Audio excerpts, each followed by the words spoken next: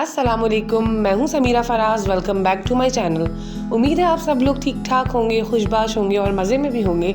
अल्हम्दुलिल्लाह हम लोग भी बिल्कुल खैरियत से हैं। और मेरा आज का व्लॉग भी बैरिया टाउन से ही है। जैसे कि मैंने आपको लास्ट व्लॉग में बताया था कि मैं डांसिंग फाउंटेन शो आप लोगों के साथ शेयर करूंगी। इसके साथ साथ मैं आपका विज़िट भी करवाऊंगी कार्निवल का।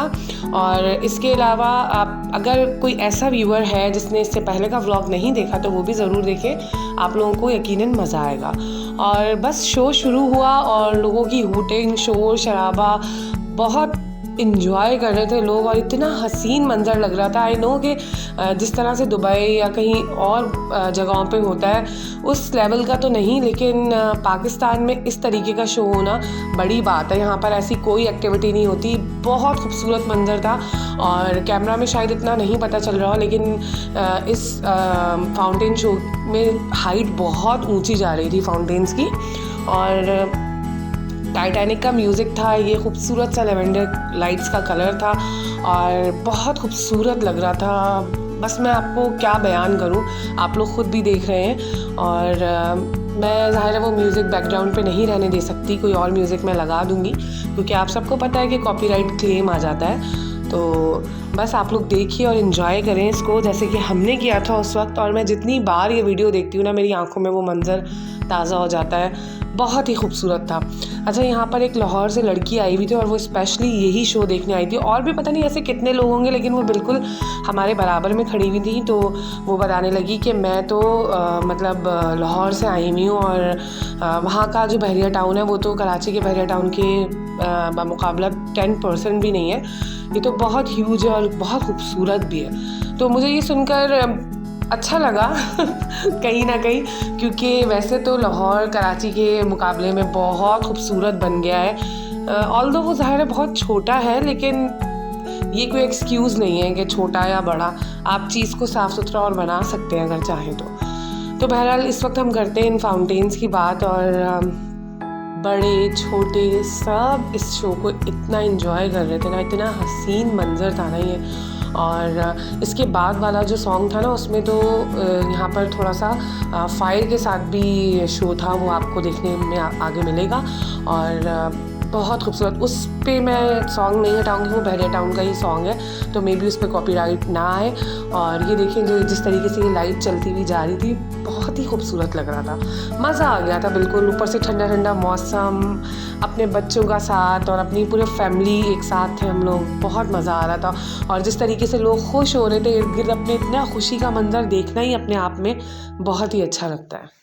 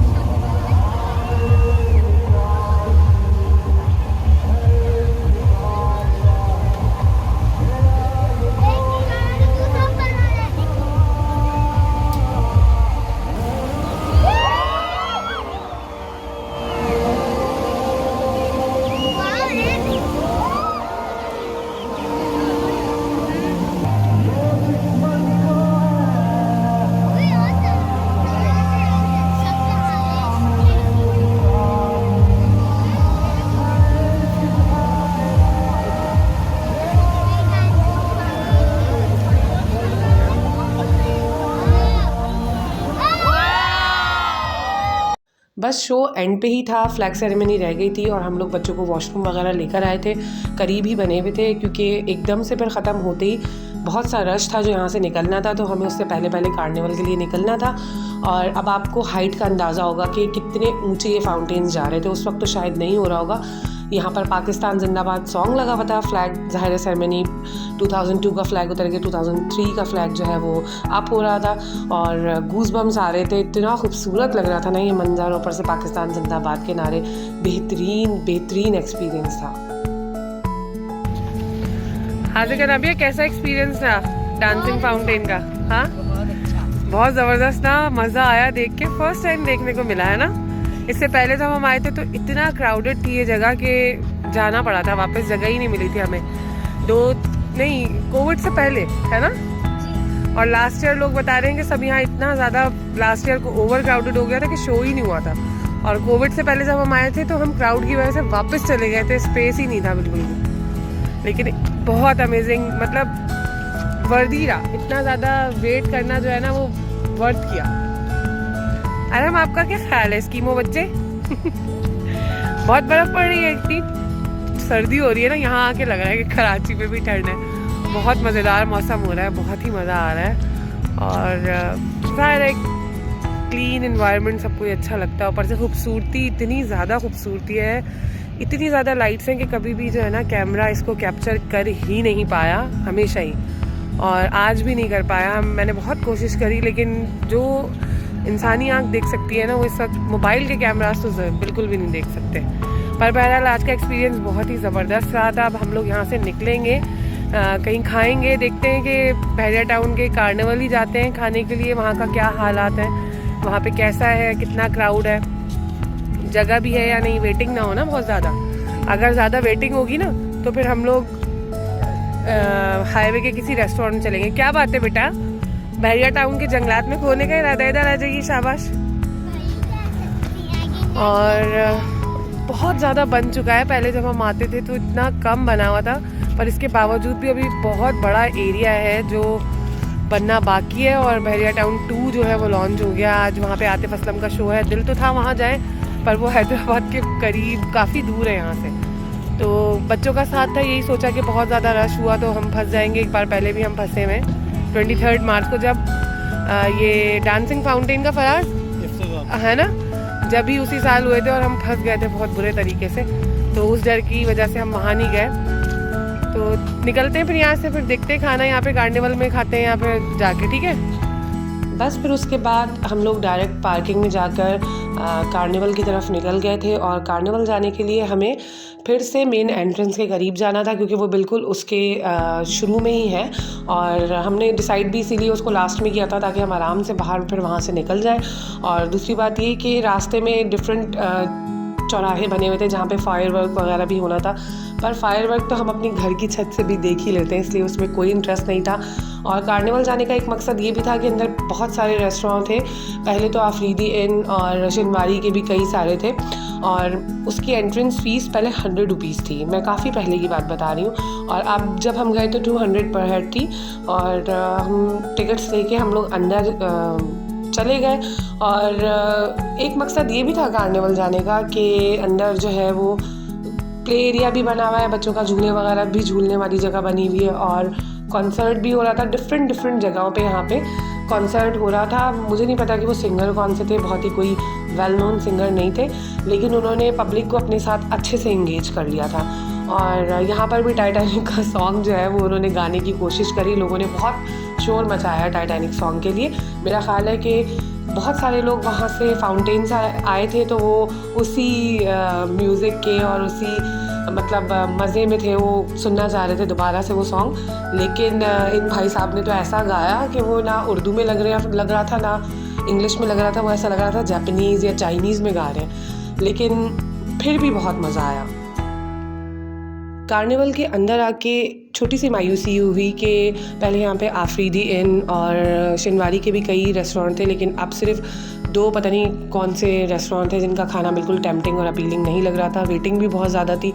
हमने ये डिसाइड किया कि यहाँ पे पैसे ज़ाया नहीं करते, जाते हुए हाईवे से खाना खा लेंगे, बच्चों को कॉन्सर्ट और प्ले एरिया एंजॉय करने देते हैं और उसके बाद फिर यहाँ से निकलते हैं। ये देखिए कितना खूबसूरत आर्टिफिशियल वाटरफॉल बना हुआ है और ये तो आपने कई सारी वीडियो में देखा ही होगा। और ये ATM मशीन भी थी अंदर और वहाँ पीछे स्टेज था और कॉन्सर्ट हो रहा था। यहाँ पे बड़ी प्यारी वीडियोस आती हैं इस वाटरफॉल के पास, वीडियोस, पिक्चर्स लोग बहुत सारे बना रहे थे और अक्सर बना रहे होते हैं। और ये जगह तो यहाँ पर गुल अहमद का शूट हुआ था और काफ़ी मशहूर हुआ था कि पता नहीं इजिप्ट में कहाँ है, लेकिन पता चला नहीं भाई ये तो अपना यही कराची का बहरिया टाउन है। और इस तरह से एक चेस बोर्ड बना हुआ था ज़मीन पे और अरहम और अनाबिया ने मौके से फ़ायदा उठाया और इसके ऊपर जम करके और बच्चे भी खेल रहे थे और अरहम और अनाबिया भी खेलने लगे। यहाँ पे खड़े होकर मैं और फराज ज़रा बातचीत कर रहे थे कि क्या करना है, बाहर फायरवर्क पर जाना है या क्या करना है, लेकिन बच्चों ने बिल्कुल फायरवर्क देखने से इनकार कर दिया कि कई बार देखा हुआ है। अक्सर हम लोग न्यू ईयर वगैरह पे ना 5 स्टार चौरंगी पे बहुत ज़्यादा होता है, वहाँ भी बच्चों को ले गए। अरहम को तो थोड़ा डर ही लग जाता है, तो इस वजह से हमने यही कहा कि नहीं चलो अंदर ही बच्चों को एंजॉय करने देते हैं। पीछे म्यूज़िक था और अरहम तो बहुत ही मस्त हुए हुए थे, उनको बहुत मज़ा आ रहा था और वो डांसिंग भी कर रहे थे भाई।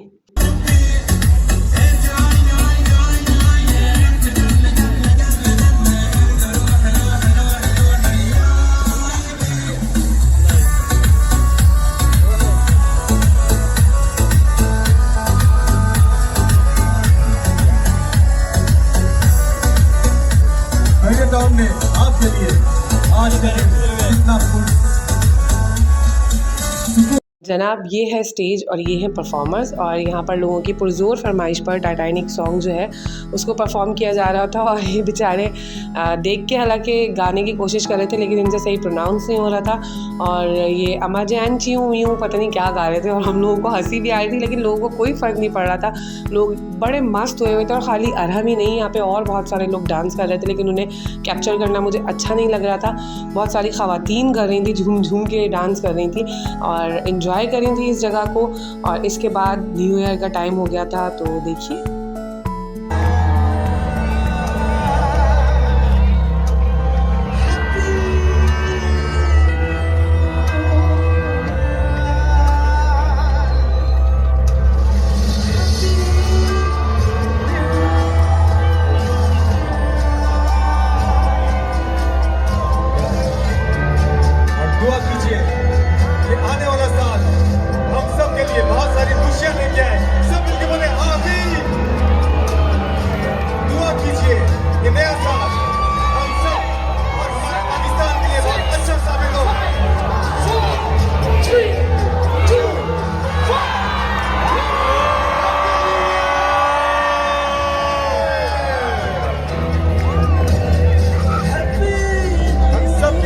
न्यू ईयर काउंटडाउन के बाद तो स्टेज के आगे बहुत ही शोर शराबा और हल्ला गुल्ला और डांसिंग और लाउड हूटिंग चल रही थी, जिससे मुझे थोड़ी सी घबराहट होने लगी और हम लोग आ गए प्ले एरिया की तरफ।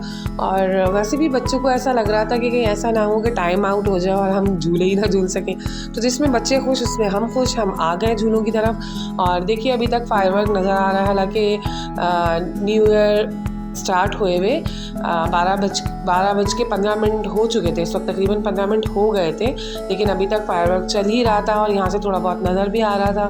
और बच्चे भाग दौड़ कर अपने अपने पसंदीदा झूलों पर पहुँच गए थे। हाजिक अनाबिया से जस्ट 2 ईयर्स ही बड़े हैं, मगर माशाल्लाह उनकी हाइट वगैरह काफ़ी अच्छी है, लेकिन दिल तो बच्चा है ना, दिल तो उसका भी चाहता है, लेकिन वो खाली स्विंग ही कर सकते हैं। बाकी अनाबिया तो अभी तक अरहम के साथ सीसॉ पर भी बैठ जाती हैं, सारे झूलों पर स्लाइड भी कर लेती हैं। और पीछे आप देखें कि अरहम को उनके बाबा जो है वो सीसॉ करवा रहे हैं, हालांकि वो लग तो ऐसा रहा है जैसे कुछ बाउंस कर रहे हैं वो किसी चीज़ के ऊपर। मुझे ये देख के हंसी भी आ रही थी और टांगों से ऐसा लग रहा था जैसे कोई क्रैब बैठा हुआ है।